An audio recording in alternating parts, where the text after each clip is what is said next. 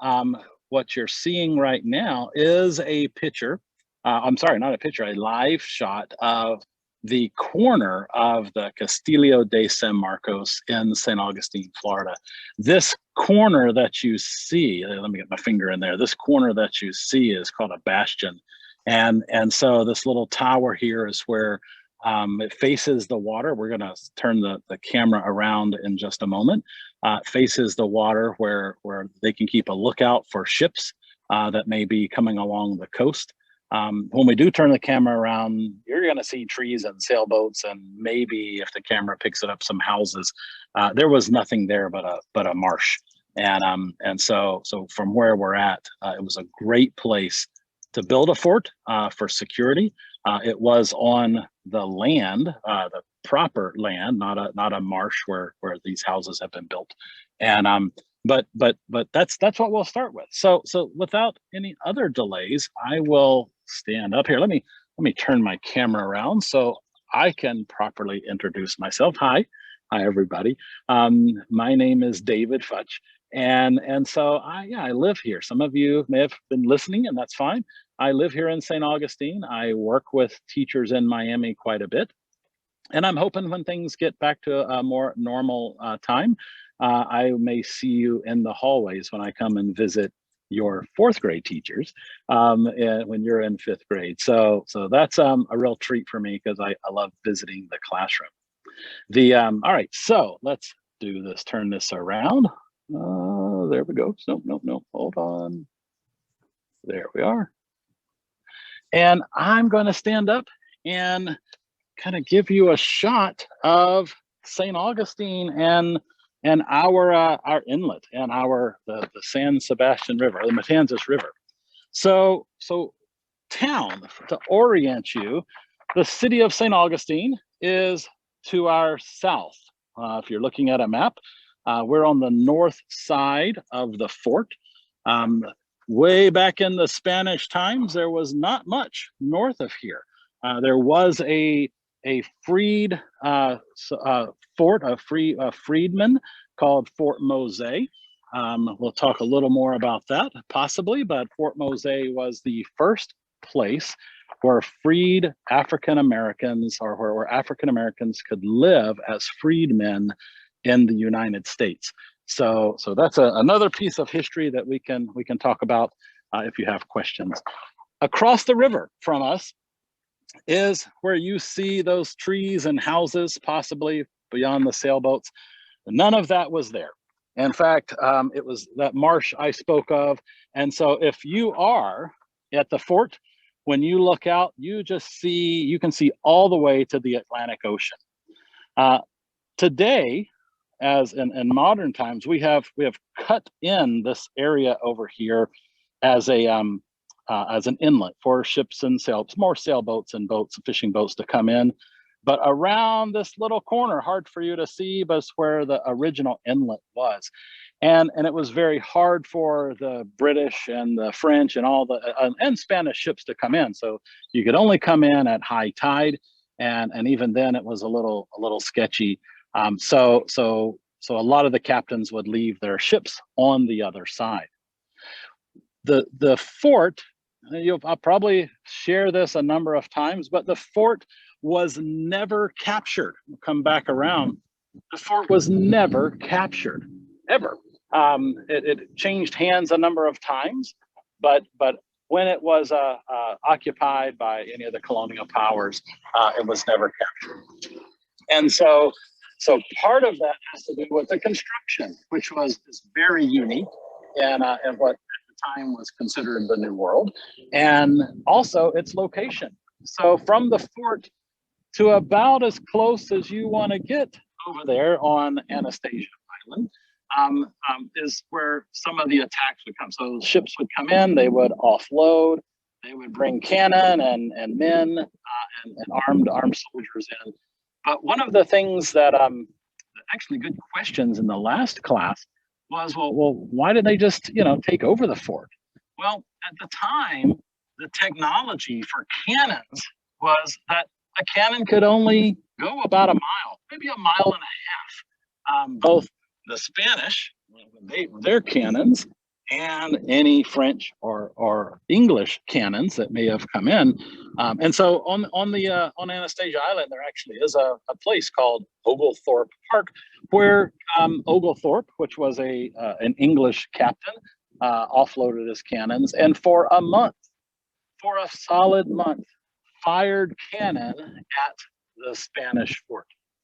Now, the Spanish fort really wasn't repaired that much. I mean, it had some repairs on it, but one of the things that really challenged the English was that for all of time, when you want to take over a fort, especially in Europe, where this type of fighting would have taken place, you fire cannon at it until you break down the walls, and then you can go in. It doesn't matter that they had the gate that was up. You didn't have to worry about going through the front door. You just fired cannon at it and made your own door. Well, the British get here, they fire that cannon for a month, and it did kind of hit the wall, but it didn't break down the wall. And the whole process, the whole reason was because of the type of stone that was used. Now, I don't know if you can see this. I think you can. I'm pretty close. You can see what looks like these lines in this big piece of stone. If I get closer, you may be able to see that it looks like a bunch of shells. In fact, it is. It's called coquina. And coquina is a pressed shell. Different little ocean, animals. When they would die, crustaceans. They would die, and it would compact over millions of years. And there happens to be this type of stone, or this type of rock, that is along the Florida coast. So over on that island that I pointed out to you, the Spanish found this coquina, and they would go in and dig it. They would go in and dig it out of the ground and bring it over the water, and then use their own mortar. That's what you see, those places that are gluing those stones together. That's may have been a more modern fix to it, but they would pull that together and build their fort. So one of the things that was unique that the Spanish didn't really realize until the first cannon hit it was that when a cannon ball would hit the fort, and I'm going to use my teachers, I found the only use in my entire life for a selfie stick. But there's a hole, and the cannon ball would hit something like that wall, and would just sink into it. Just sink into the coquina. And I like to kind of draw something that the students can understand. Imagine taking a pencil before you sharpen it, just a blunt side of a pencil, and stabbing a piece of styrofoam. It's going to go into the styrofoam only so long. You can pull the pencil out, but you really could stab that styrofoam with that pencil hundreds of times if the styrofoam is big enough and deep enough that it won't ever tear it apart. You could eventually do it, but that didn't happen in that time. Another piece that is interesting, see these little holes along here? These holes, we think historically, are where the soldiers would line up and do target practice. So not only did it not terribly destroy the wall, but bullets are made out of lead. And if you have that hole, let's see, right here, right? If you have that hole, you can just kind of dig your bullet out of there and melt it down and make more bullets out of it. So looking at the coquina as a building material, it turned out to be the best building material that they could have, because it provided a piece of security. It provided some structure that we had never seen before in the history of building forts. Now, there is one other kind of interesting fact, fun fact, is that there is a sister fort in Puerto Rico. It's not made out of coquina, but it's made out of, I mean, it's designed in somewhat of the same fashion. They built that fort in Old San Juan, well, San Juan, but now we call it Old San Juan. And so it was part of this series of forts that the Spanish used to protect themselves and protect their interest in the world. Now, that is not Spanish. That was something the Park Service built right there. But let's go as we walk along. You'll see some more of those holes where the rifles were shot at them, target practice. And I'm working my way down around to the near the front of the fort. Now, teachers, I really was trying to get in the fort since this is a home and I live here. I also have a national park pass, but I can't get in. And they're only letting 100 people in at a time. So I was kind of hoping I could get in before we started, but there was a line of probably 50, 75 people out. And yep, the line is still there. I can glance and see it. So what I want to share with you now, this fort looks kind of old, kind of dingy. I don't know if you can tell, but you may want to give me a thumbs up or something if you can see a little bit of red on that little outcropping there. Maybe not, especially here. I can see it with my eyes, but it's kind of old, right? It's kind of old and gray. Well, it wasn't always that way. Our National Park Service likes to protect things kind of the way we found it. And as we walk around to the front of the fort, that gentleman there is walking over the bridge into what's called the Sally Port, the main door to go in. And but on the left of that, where those people are coming in and out, you have to go over a little drawbridge to get to that stone structure, and then cross over the moat. Before we talk about the moat, I want to show you up here. There's the Spanish flag, as we are, and the Park Service is showing it as a Spanish structure. But you see the white, and so we talked about it being gray, but that white covering that's up there, that white covering was a coating that during the Spanish times, they covered the entire fort.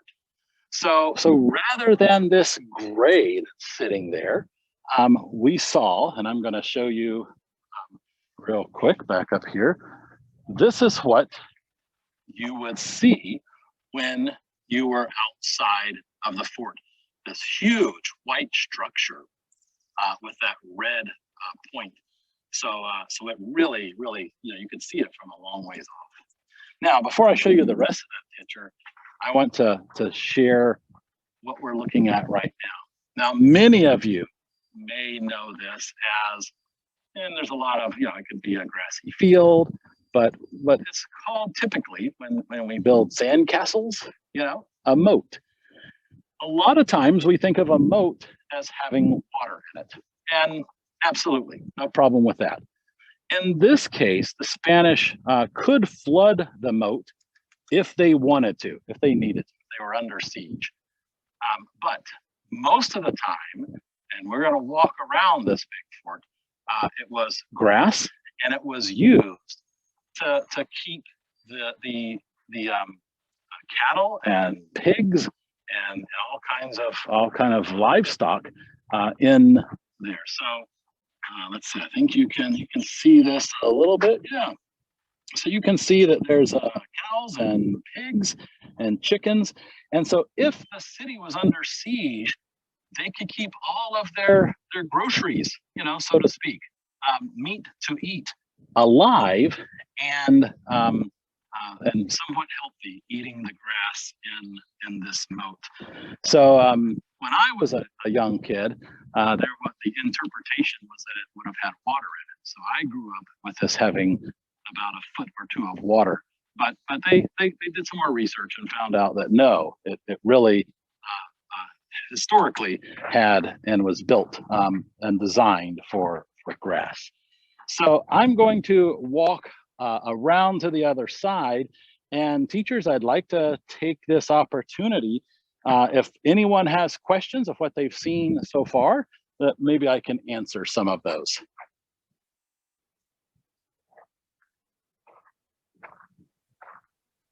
If anybody has a question, please send it to myself or Mrs. Lopez in the chat, or just post it there. Richard would like to know if that fort, I know it's a Spanish fort, but if it has a name. It does. So from a Spanish, the Spanish name is Castillo de San Marcos. Oh, it is. There you go.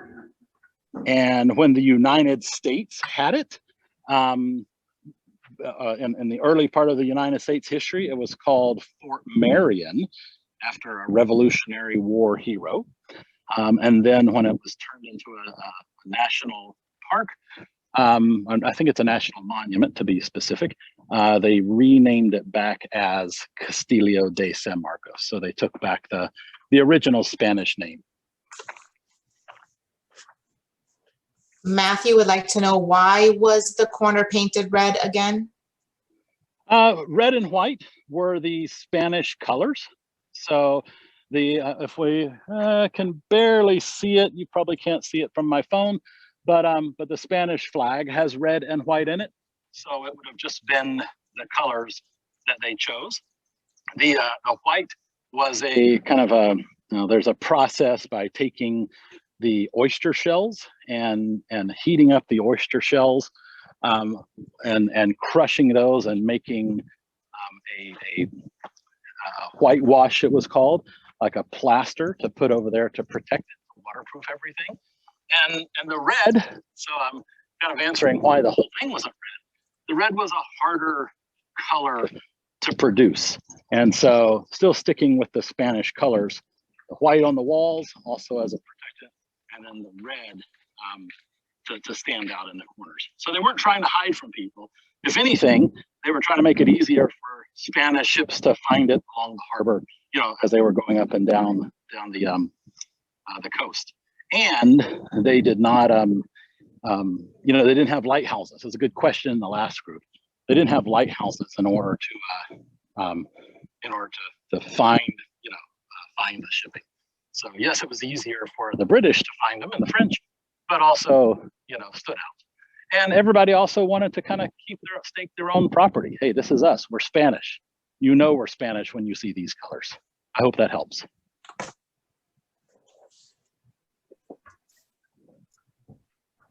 All right, so we're on the north end. So this is the corner that across from us is the Matanzas Inlet and the Matanzas Bay, the Matanzas River. So of course that bridge would not have been here, and where we started with having that little lookout up there. Now it doesn't have a little floor in it, but it would have had a ladder up there, so that the different soldiers would stay up and keep a lookout. I'm going to walk around and get a better view of the actual structure of the fort. We'll talk about that briefly as we walk around, and then talk about how they actually protected the city. So there's some more of that coquina. Again, just looks like a rock, because it is a rock, but looks like little shells. This is one of my favorite locations here at the fort. As you can look out and see, all of the north part of town.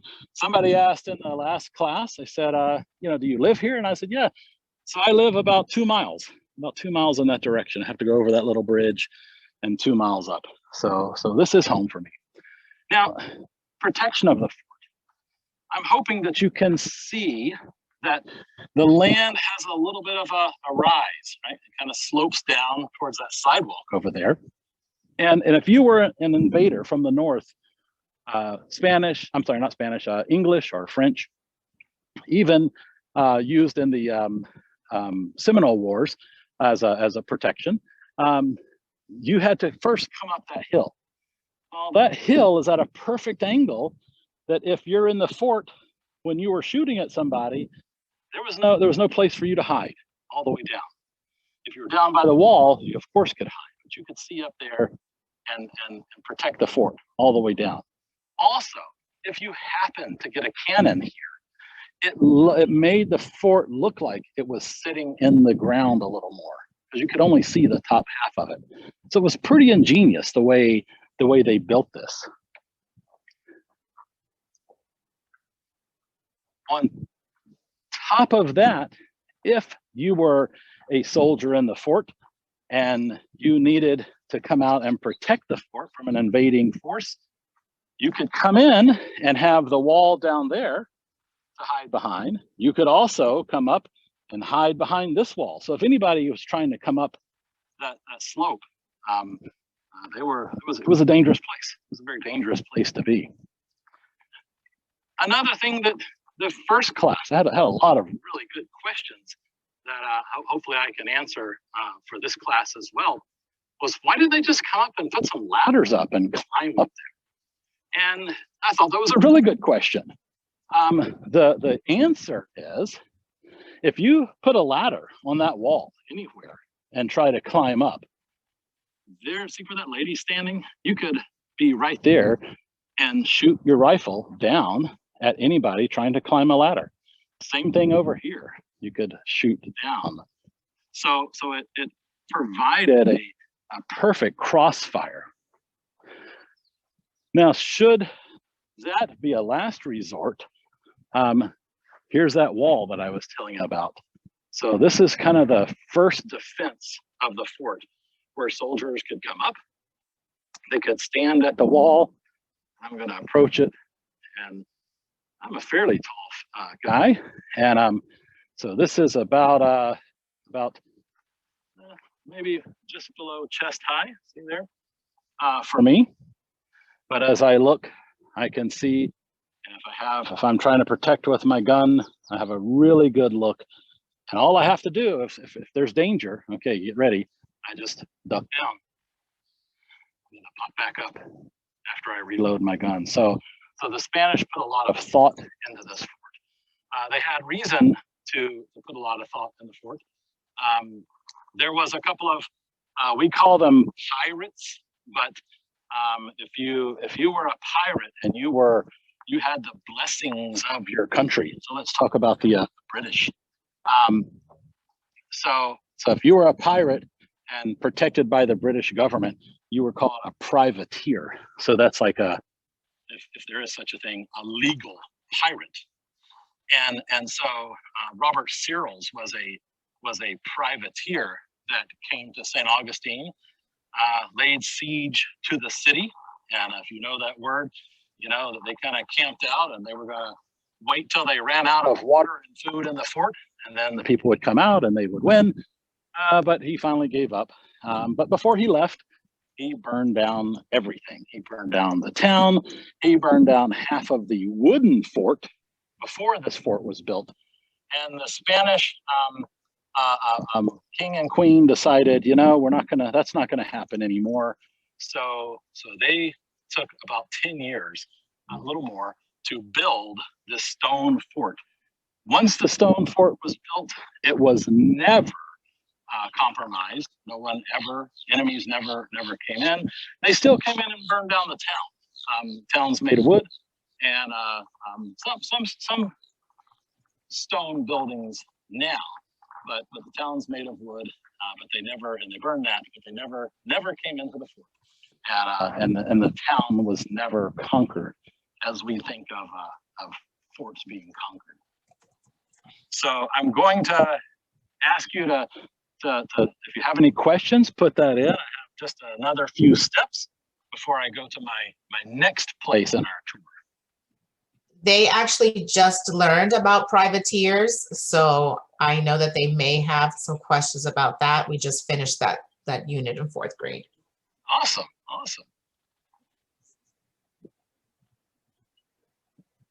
Justin wants to know, why can't they just dig through the ground to get to the fort? Oh, I love that question. Okay. Is that Justin? You said Justin? Yes, Justin. Okay, Justin, I have a question for you. because I know where you live, all right, you live in Miami.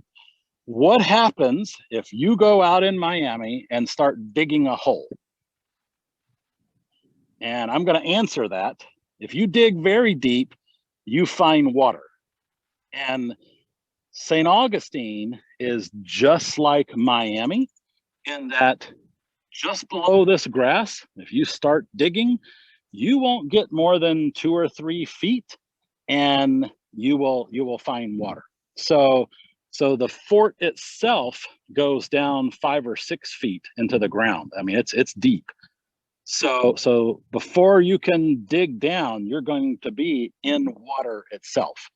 So that's going to prevent you. That's a good thought though, because that's there's a lot of places in warfare where you're right. We just dug a hole and went under the fence or under the line of protection. So good thinking. All right. Any other questions before we talk about our next stop?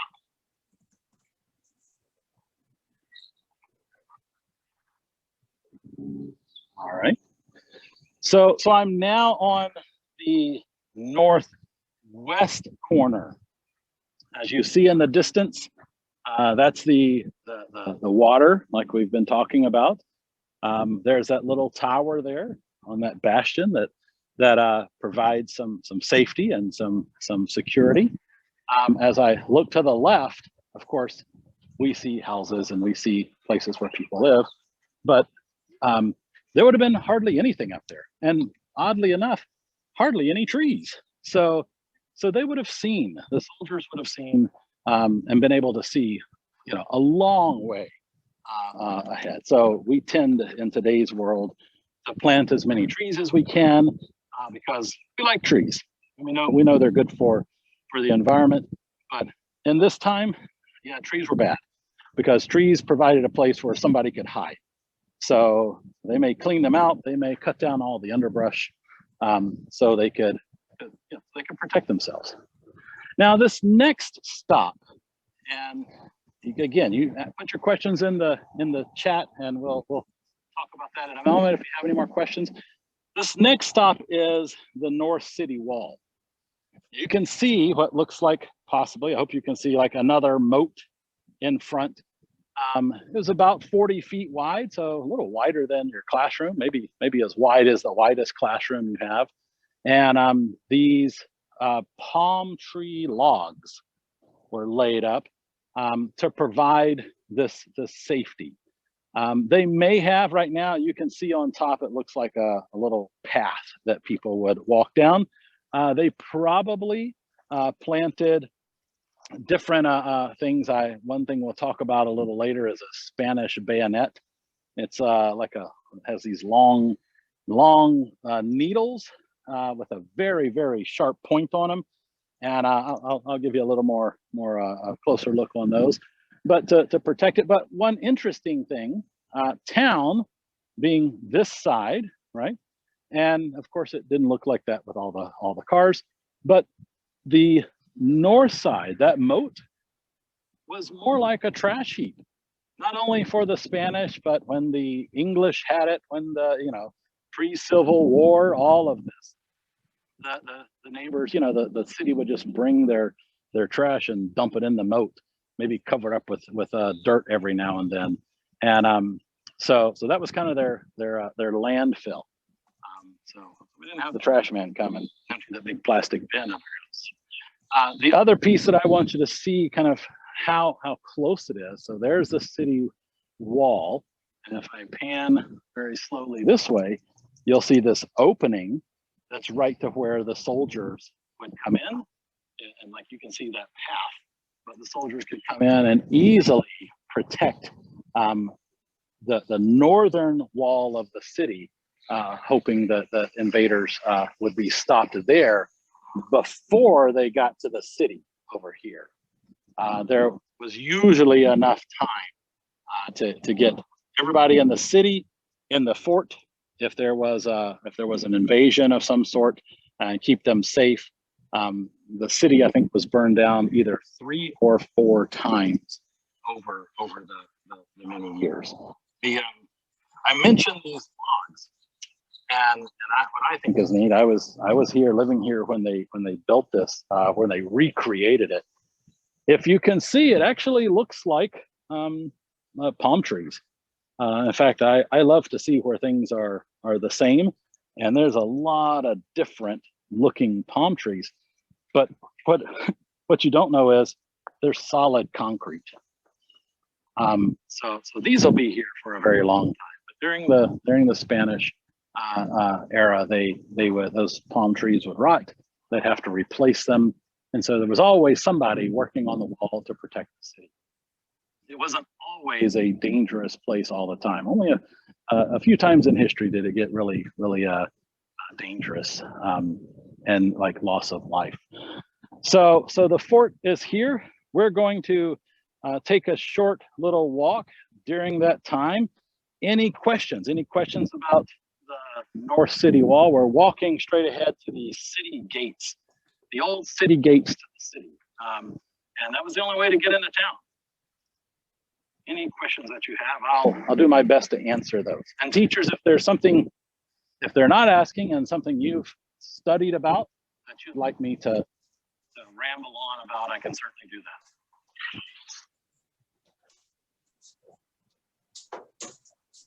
We have a few questions. One of the questions said, how many times did the fort change hands? Six times. How long did it take to build the fort? Exactly. It's in my notes, but it was more than 10 years. More than 10 years. Okay. How many years did it take to fix the damages after the city had a fire? So the city had to rebuild completely. I don't know the amount of years, but I think it probably turned into, did you as a homeowner have the money to rebuild? So I'm sure they started rebuilding right away. Our old city, I will say this, this is not the old city, but yeah. The old city is a couple of blocks over. When they would burn the city, the original foundation was usually made out of stone, same stone that they made the fort out of, the coquina. And so the buildings would burn down to that coquina foundation. And that's one reason why we know a lot of the history. Spanish kept excellent records. So we know who built the houses. We know where they built the houses because of those foundations. But yes, unfortunately, they would just, it's so foreign to us nowadays, teachers, and teachers know this, but boys and girls, where you and your friends, would all get together and you would go out and start cutting down trees to make the lumber. And that's there wasn't a Home Depot or our Lowe's that they could go to. So it would take a multi-year process. Yep. And then another question they had is, why did they do target practice on the wall and not another place? So it is believed that because the bullets didn't do a terrible amount of damage, they did do some damage, as you saw. Lead, so lead, which is what bullets are made out of, lead is a rare thing. So they had to bring in lead, melt the lead, make their own bullets. So when they would do target practice on the wall, they could actually dig out their bullet and then put it in a hot pot and melt it down and pour and make new bullets. And if that person that asked that is really interested, there's probably, I know there's YouTube videos of people making it's called ball, but round ball bullets. So to see that process, I only mention that because I did that too, my son, when he was in 4th grade, and because I enjoy stuff like that. So yeah. Okay. Another question they had is, why did the Spanish build some of the walls that is the height of the grass? Couldn't the enemies get the Spanish ducking beside it? Well, kind of like we have here. All right. So around the fort, and as I stand at this wall, this is the first defense of the city. So warfare at the time was very structured. Like we see war and we play video games, and you run and you duck and you hide and you crawl and things like that. I've played those video games too. Back during this time, it didn't really work that way. The French or the English would approach, and they would shoot, and then the Spanish would shoot, and it was if it can be, it was more organized. It's a terrible way to put it, but a more organized way of conducting conflict. So along this wall, imagine if there was 50 or 75 soldiers with guns pointed, and we're taking shots at any approaching You're watching that, people. or you're watching the floor? So if they shoot, they can then duck down, load up while somebody else is shooting, and then shoot again. So this was the first line of defense. If this failed, they would run back through that hole that we talked about over there, and to the next line, and so on until they retreat all the way to the safety of the fort. And that happened many times, both when the British came from the north, the French came from the north. They didn't quite get here because they sent out some troops to find them. But that was just the method of warfare at the time. Okay. Another question they had. Why is the coquina so strong? What is it in the coquina that makes them so strong? Interesting. So the pressure that made granite, that made different stones and rocks throughout the eons of history, also were the same pressures that pushed the coquina together. Those pressures, along with the natural composite of the shell, because they're just animal shells. They're like little. Up here, we call them periwinkles. I don't think you have them in the Miami beaches, but those shells the animal would die, the crustacean would die, the shells would compact, and inside the composition of those with pressure held them together. Fast forward, I'm going to say 10 million years, but I don't know exactly. All of that pressure has made one big giant rock, yet soft enough that it can be cut with pickaxes. In fact, I love it. So this is teachers, I've spent my time in Miami. Boys and girls, west of Miami, there are places where they dig lime rock. And lime rock is somewhat of that kind of made the same way, somewhat, where there's pressure and different elements that come together. The rock is strong, but it's still soft enough that it can be cut and quarried with some other, not huge tools. Does that help a little bit? Yes. Does that help you, Victoria? Okay. Victoria, thank you. Good question. I love it when somebody asks those good STEM questions. I love answering those. All right, so still open for more questions. I'm going to cross the street, and then we're going to look at the city gates. We have a question that says, how thick are the fort walls? I love that one. So where we started, the fort walls were probably 10 to 15 feet thick at that one point. The coquina stone is not that thick. The coquina stone walls are about 4 to 6 feet thick.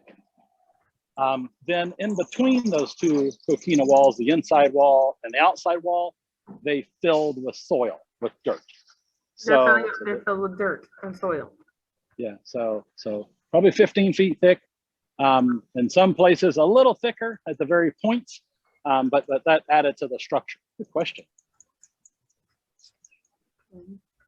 All right, I'll wait, teachers, if there's any other questions before I start talking about this stop. think we're good. Okay, so this, boys and girls, is the continuation of the city wall. If I look to my left, I'll go slow. If I look to my left, you'll see where we were, where we just left, and that went all the way to the fort. Of course, it would have come to where we now have the street and ended right here at the city gates. The city gates are also made out of coquina. It was the official entrance to the city. So if you were coming for trade or to visit or a friendly person, you would come to this point and then be allowed in. I mentioned on top of the wall, right here, we have grass, okay? This beautiful grass. Somebody gets up there and there's even a sprinkler to keep the grass nice and growing. Most likely, this plant would have been planted up there. And we're going to see this plant again. Does anybody, and teachers, I'll let you, however you wanna handle this, but can anybody tell me what you think this plant may be? Anybody? Victoria? Sawgrass. One more time. Sawgrass. Sawgrass. I think it said, they say sawgrass. They said sawgrass. Okay, that would be a good guess, yes. But it's called, maybe locally or at least unofficially, a Spanish bayonet. Now, I mentioned this. You see this big long, I say leaf, but this big long leaf, it's pretty tough, right? But on the end is this really, really sharp needle. And I can tell you, as a kid, I one time was riding my bike too much and I missed a turn into a friend's yard and ran into one of these. And unfortunately, it did not harm me, that it wouldn't heal up. But they're really, really dangerous. This particular type doesn't have the sharpest of needles on it. When you get down here at the end, they're a little sharper, but there are a couple of versions that are just really firm and have just a needle sharp on the end. And so this was more than likely what was planted right there where that grass is, Yes. as well as along the top of the city, the north city wall over there. O-N-E-T-T-E-S. So walking around to the front of the city gates, this has been kind of reinterpreted over the many years. I read one account that said when the Spanish were here, it probably had a little drawbridge that they could pull it up and protect the city, make it a little harder for people to just walk in. There is a nice little image right here that kind of helps you see. Let's see if that kind of gives you an idea. The fort over here and the city gates, and you can see how those are wooden houses behind it. So farmers What are you bringing typing things down in, there? What are you doing? What are you doing? supplies. So this being the city gates, and I'm going to now go to the right as we see a little more. We see the wall continues, but before I walk down the wall a little more, I want to share kind of a fun fact. The Spanish typically are Catholic. In fact, as a country, Spain was mostly a Catholic country, and most of the people were Catholic, and especially here in the New World, they were Catholic, and they represented the Catholic faith. If you were in St. Augustine during the Spanish occupation and you died, because there's all kinds of sickness and all kinds of diseases, if you were not Catholic, you did not get buried inside the city. You came outside of the city gates. And this is, as you can see, there's the city gates, and there's the what we would call Protestant, non-Catholic cemetery. And some really interesting. If it was open, we could visit some of them to see how old some of those graves are. So that's just how close town was. Now, I'm going to walk the sidewalk down. We're walking away from the fort. The fort is going to be behind us a little bit. And rather than walking behind the wall, I'm going to walk in front of the wall. So the old city wall. And you can see where that fellow with his dogs are out. And I would have been outside, town would have been inside, and there would have been a nice dirt path on the other side of that wall where the soldiers would constantly patrol to look for enemy, to look for any invading force, whether that was English or French. And even during this time, at some point, the Spanish had, actually, I'm sorry, it was when it was English, they had conflict with the native Floridians, the Seminole. And in fact, that was also a fun fact, Osceola. You probably learned about Osceola. Osceola was captured and held at the fort for a while. So along this line, there's some more of those Spanish bayonets. We're working towards that big building there, but just below that are some more of those logs. And that's known as a redoubt, R-E-D-O-U-B-T, a redoubt. And it had a very specific function for the Spanish. So we talked earlier how the cannon could fire about a mile to a mile and a half. In this case, it was a little further, or not a mile and a half to the city gates. And so as we look straight ahead, we'll see this wall made out of palm logs. And that wall allowed soldiers to be safely held behind and yet look through these little holes. So there's a hole right here with these Spanish bayonets and palmettos in front of it. If we look around, we'll see another place, and we'll look at this from the inside. So there's a hole right there. By design, this hole was placed so the Spanish could put a cannon there. And whether it was a small cannon or what, I don't know, but they would then shoot any invading force from the parking garage. Okay, that was my joke. But any invading force from the north. I'll walk around and let you see inside. The redoubt was one of 3 of these structures that was built between the fort and a river that's about almost a mile, no, not even a mile, half a mile away. It's at the end of this street. And so they were built so soldiers could come into the redoubt, like you see here, and guard along the front of the city wall. So they could shoot either cannon or muskets that way, north, that way to any invading force, or this way, if the gates to the city are closed. When we come up here, let's see if I can do this again. When we look, we actually can see in the distance the city gates. And so a musket from here, you could shoot and almost protect somebody trying to invade the city. So this redoubt provided that place for soldiers to set their tent up. This would be their duty station for a while until they were relieved by other soldiers.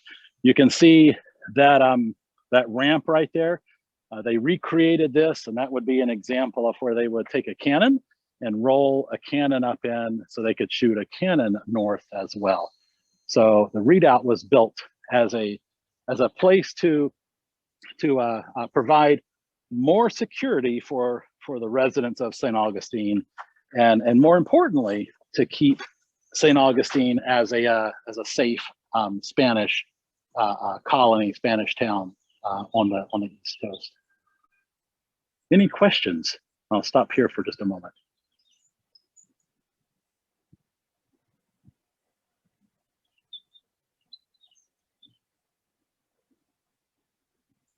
Oh, I see one question.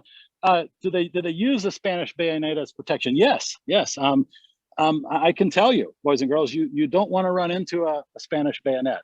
It will stick to your clothes. If you had armor, maybe it wouldn't stick. It's not going to stick to the armor, but it would. They're pointy and they're pretty stiff. So, they're still a plant, but they definitely can do some damage. You don't want to be stuck by one twice. Teachers, I'll rely on you for any other questions.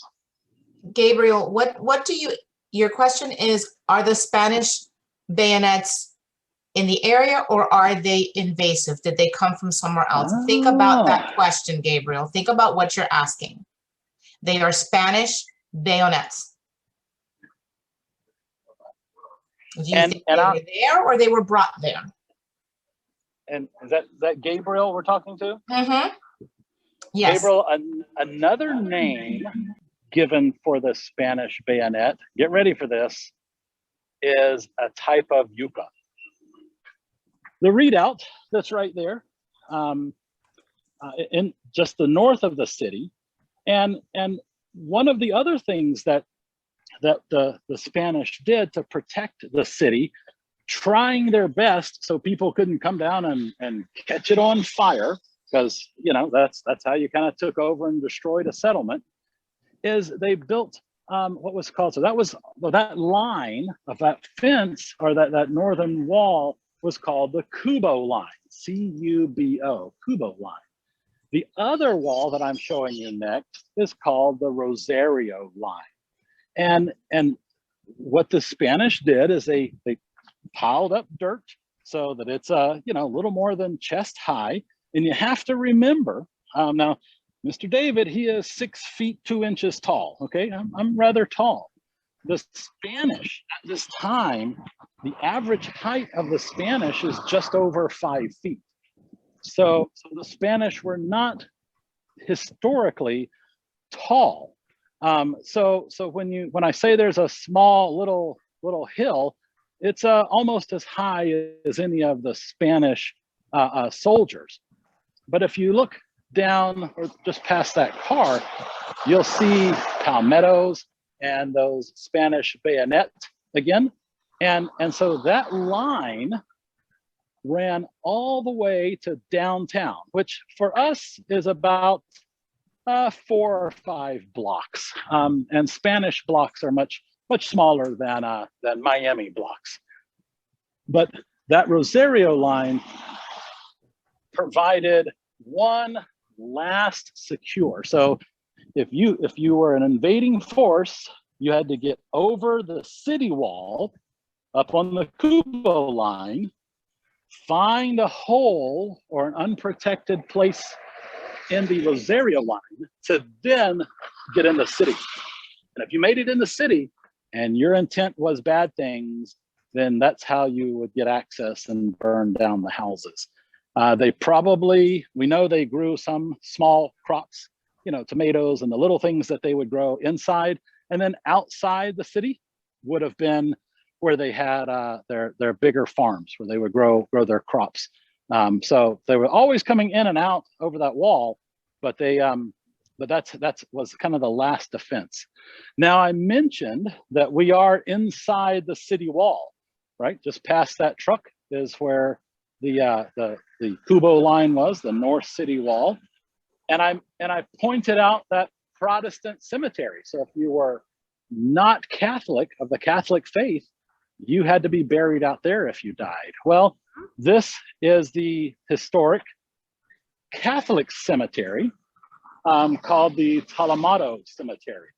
And archaeological evidence shows that on this location was one of the first Catholic churches for a very long time in St. Augustine.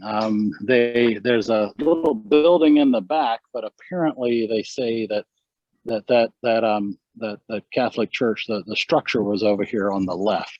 And the reason they know that is that well, history and also the cemetery. For a very long time, they would bury folks at the church property, and so if you were Catholic, you were buried here. And then, from a time frame perspective, I'm sure if you pause just for a moment and you think of when the Declaration of Independence was written, I'll give you a few seconds to think about that.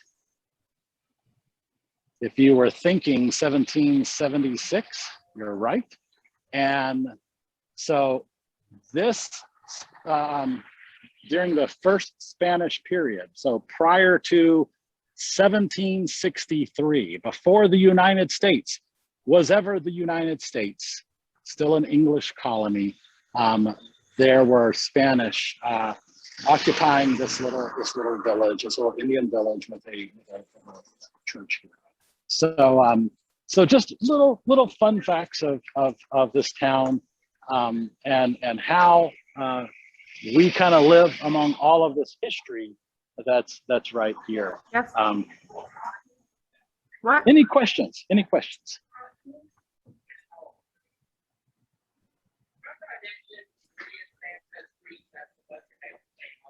Are there any buildings that survived from the burning, from the fire? Only the fort. The best we have are some foundations left.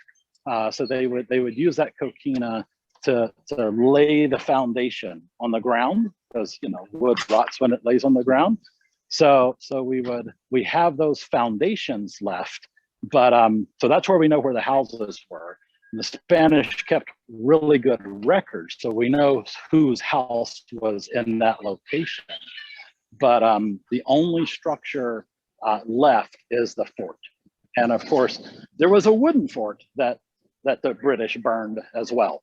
So yeah, no, only the fort is the oldest. In fact, from a factual standpoint, the fort is the oldest fort in the continental United States. So that's really interesting as well. All right, boys and girls, what do you open up any question? I know a lot about my town, Austin, what did you but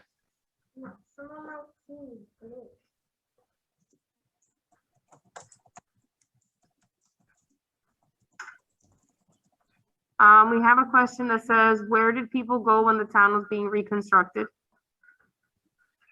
I don't know that. I will start researching that. I suspect that because the fort was part of the community, was the reason that the town was here. I suspect if they needed protection while they were rebuilding, they would go in the fort. However, you couldn't put a whole town of people inside the fort. I mean, you could if they were under attack. You can live in a very small place if you're scared to death. Think of when we have hurricanes or something, or bad weather. We all kind of huddle close together. Most likely, they just put up a tent. Took whatever they could find to make something to protect them from the sun, and cut some trees down and made some stakes that could rope the tent up, and they just lived under that right near their property while they recreated it. Everybody was in the same boat. There was no hotel. There was no friends in the next town. Good question though, especially if you think about what we do in today's world when we're when we have challenges. All right, what else? I love these questions, by the way.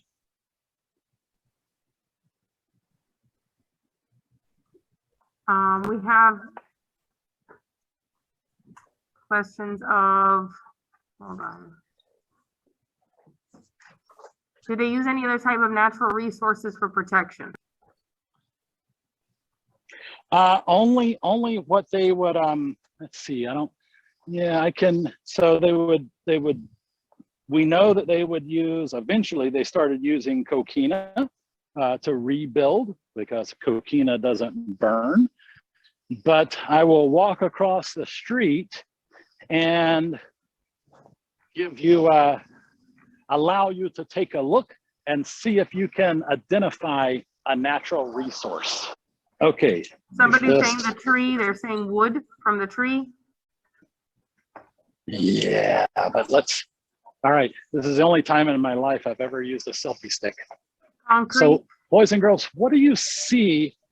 Yeah, so concrete, that green, I think you can see that. Maybe I need to get right here so there's not sun in your eyes. What does it look like that roof is made out of? Can you tell? Richard, what do you think? Wood? Anybody else? Any other guesses? Any other guesses? Brick, slate. They're putting wood, slate, I concrete. said slate. That's actually real good. It is Coquina. wood. Yeah, it is wood. So when those trees would burn, coquina, so they would maybe build the structure out of coquina and then the roof out of wood. And it still has a problem, right? It'll still burn. But that's that was pretty much the after they temporary houses maybe were built with palmettos, using the fronds from palmettos.